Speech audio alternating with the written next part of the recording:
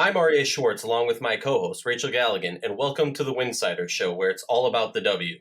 This episode, we are honored to be in the presence of the point god herself.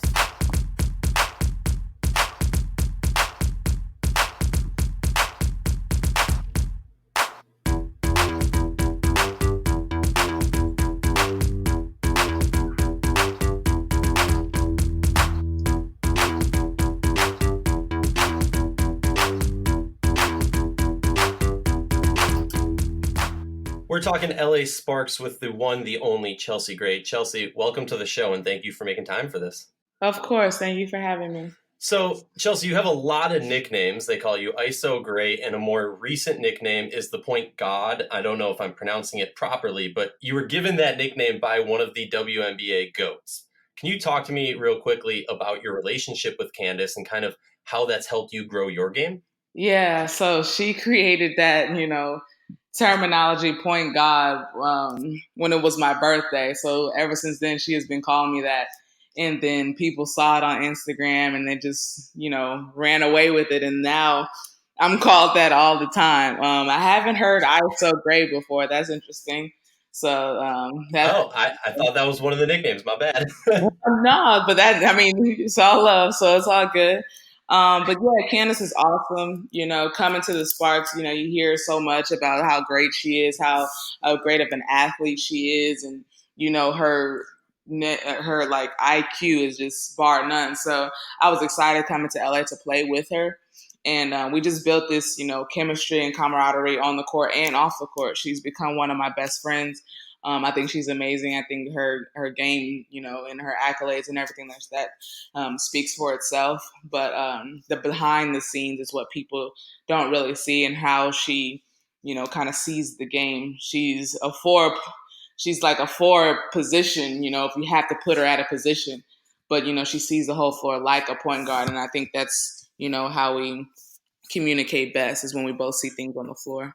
I keep bringing this up on the podcast, but I'll never forget in the post-game presser after the loss in DC in the playoffs last year, Nneka and Candace both spent the whole press conference talking about how good you are and how you haven't even hit the tip of the iceberg yet, and the whole world's just going to be mind blown. What does it do to you to have that confidence from your co-teammates? Yeah. It's an amazing thing to be able to, look around the locker room and look around at your teammates, and they have so much confidence in you. Confidence goes a huge, huge way. Some of those shots that go in, the confidence behind your teammates is what gives us that little oomph that it needs to go in the hole. But, it's amazing being able to play with Nneka and Candace. I learn a lot from them on and off the court. So, it's great to hear when they speak so highly of me. I think so highly of them, and they make my job a lot easier. Talk to me about this team's growth. You had a little bit of a rough start to the season, but currently you guys are on a 5-game win streak, a game and a half out of first place, and we all know about the importance of the top 2 seeds in this playoff formatting. But talk to me just about how this team has grown throughout the season. Yeah, we hit some adversity with injuries and things like that. It was part of the game. So when we hit those injuries, we kind of actually got closer together and just try to find ways in which we can just get wins, without having our whole roster. And I think we weren't the type of team that was going to make excuses. We have our team, we're here, we're ready, and we're getting these wins. We're good. We're good as anybody in this league. And then coach really stressed, we can't worry about who's here, who's not here, but we're going to get it done. And just adding back people like Candace, like Elena, being able to come back and, get our full roster together. And we're still missing Raquan. So, we haven't had the full roster that we've had since training camp. So it'll be amazing when that actually does come. And actually, Masha was hurt as well, and then she had overseas national team commitment. So this run here, I think, we're peaking at the perfect time towards the latter half of the season and going into playoffs. I think it's the perfect time. You don't want to peak so early that then you have a bit of a downfall. So I think we're right at that point where we're almost there, and we watch film, and that's what the coaches stress and everything like that. We're a game away or a possession away of being where we want to be. I mean, there's no doubt about the fact that you guys are hands down probably the scariest team in the league right now, not just from a talent perspective, but what you're doing peaking as you are talking about that. But I want to take it back just for a second and talk about you specifically. The last 3 years, you've become truly a household name in the WNBA. You've become that person that when you're on Twitter or you're talking to WNBA fans all over the country, who do you want the ball in their hands at the end of the game? And your name is always in that discussion, with the Maya Moore, Diana Taurasi. I want to talk about kind of your game-winning mindset. Like, what is it with you that has that ice in your veins? Where did you get that from? Where did that, at what point in your life was that developed?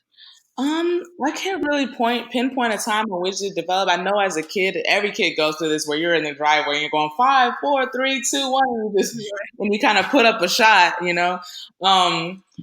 But I don't know, just as the point guard perspective, like you want the best shot possible in those moments so you don't give the team another chance to come down, hit a shot, or anything like that. You want to get the ball up on the glass. And that's just what I've been taught, I have learned through film, what I've learned through just playing.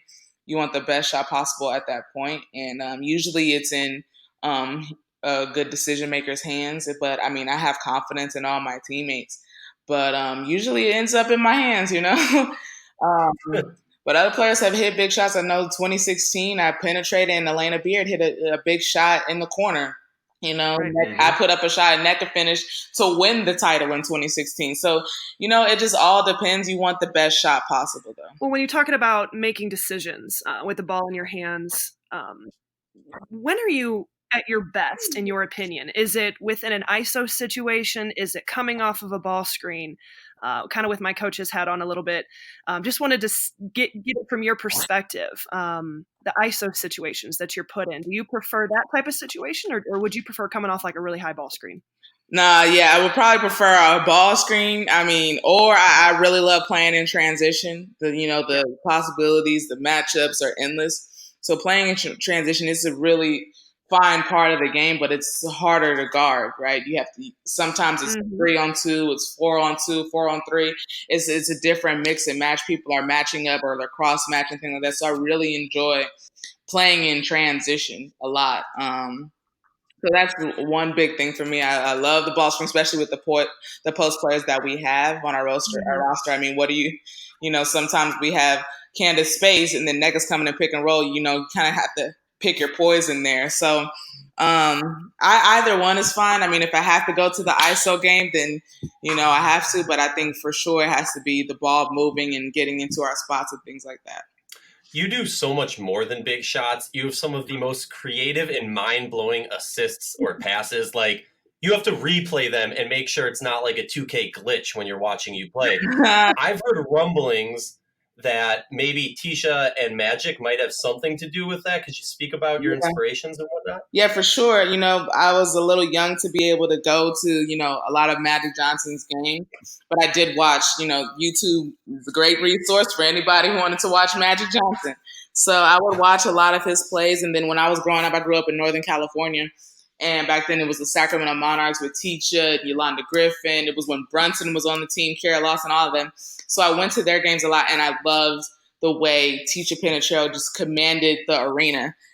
She made plays and did it as an efficient and high level. So that was the basis of who I kind of watched a little bit of. I was a big fan of Allen Iverson and stuff, but as far as passing and things like that, I definitely look to Magic Johnson and Tisha a lot.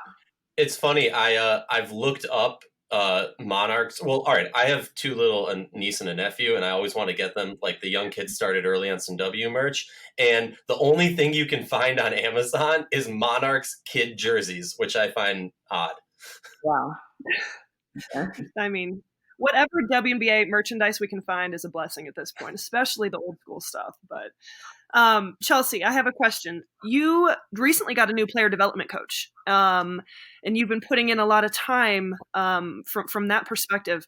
What what exactly are you working on? What is one area of your game that you really have honed in on, wanting to elevate to the next level? Yeah, our player development coach Dash, he's great. He watches us while we play and says little tidbits, on the bench that could really help us during the game. But one thing that he's really working on is like creating space and being able to get your shot off quickly, and different ways in which to do that. And I think that's excellent. Everybody can do a 1-2 pull up, but how fast and efficient can you do it? Or when there's traffic and reading a situation and taking threes off the dribble and stuff like that. So just incorporating everything that he sees throughout the game, throughout practice, and things like that. But he's also very careful and keeps it tight and efficient, so we're not extending it so much that it gets you more tired, and with the compact season and things like that. So he's great. His workouts are excellent. Ball handling is bar none. So it's been great having him. So I ask every player that we have on the show this, and I know it might be an easy answer for you just based off of what everyone knows you for, but I want to pick your brain. What do you want your legacy to be when you hang up your cleats for the W? Definitely one that makes everybody better. One that's won championships, not just one. And a person that is exciting to play, and young kids want to be when they grow up. And I think part of that is my ability to be able to pass the ball in different ways and excite the fans. And that's the best feeling, and it's rewarding. And I think for sure I have a niche with that, and just the kind of how I see the game, and the sort of, I don't know, for lack of a better word, visions that I have to have them come alive with playing and things like that, and the people that I play with. So just a legacy of being able to affect people and in a positive light. That's pretty much how I want young people to remember me as, and people that my peers that played with or against me. Back to the team. You guys have 11 more games left in the regular season. 6 are at home. Currently on that 5-game winning streak, as we talked about earlier in the show. When this team, and I know it's been a little bit different, as you said, you faced some adversity, you've had some roster adjustments and things that you guys have had to face. We really haven't seen the sparks click on all cylinders until like right now. What is it about this team when you guys are healthy and you've got everybody back? What are the things you guys have to do well in order to be successful and win games? I think just being able to play with any combination that's in there. We have so many weapons, and you can get kind of excited with that. And it's like, hey, you can go here, but just being comfortable. So being able to play with any combination that's in there and be able to execute on both ends of the floor. And with our length with Tierra and Elena, and then me as a point guard, and being able to guard sometimes threes, but then rotate that way, maybe switch on screens. I think our fluidity on defense will only get better. But I also just being comfortable and knowing each other's game and learning through games, because the playoffs come quick. So just being ready for that and staying healthy. Right. Healthy, obviously, is such a huge part of it. But, you guys have Dallas Wings tomorrow, today, depending on when we drop this episode. But you've got Dallas on Wednesday, Chicago on Friday. 2 kind of interesting teams, 2 very different teams. Obviously, Dallas has some danger to them. And obviously, Chicago, with the way they can play, the way they can score, and the pace of their game. With those 2 teams, without giving us your secrets, what do you have to do to beat those 2?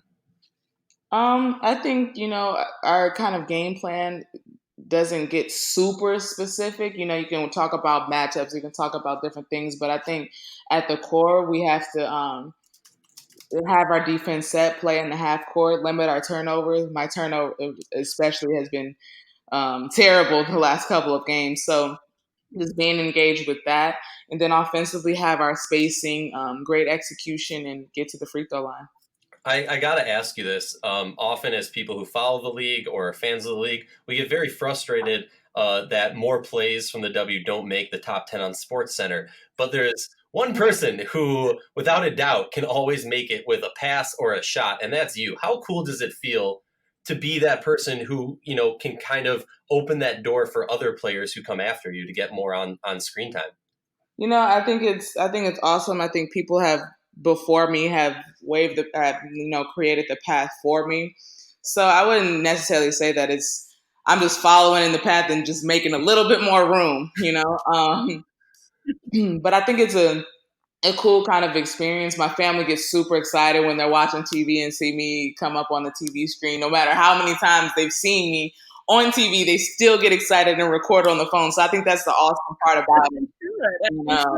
How excited they really get, and it's like, oh, that's my sister, that's my daughter. I think it's an amazing thing. Because there's 144 of us, and in this world, when you think about that and the 12 teams that we have, and being able to be one of those people that they select to be on TV, it's a great thing, and that sometimes you take it a little bit for granted. So I know that they do a great job of making sure that they tell me, oh yeah, this is really cool.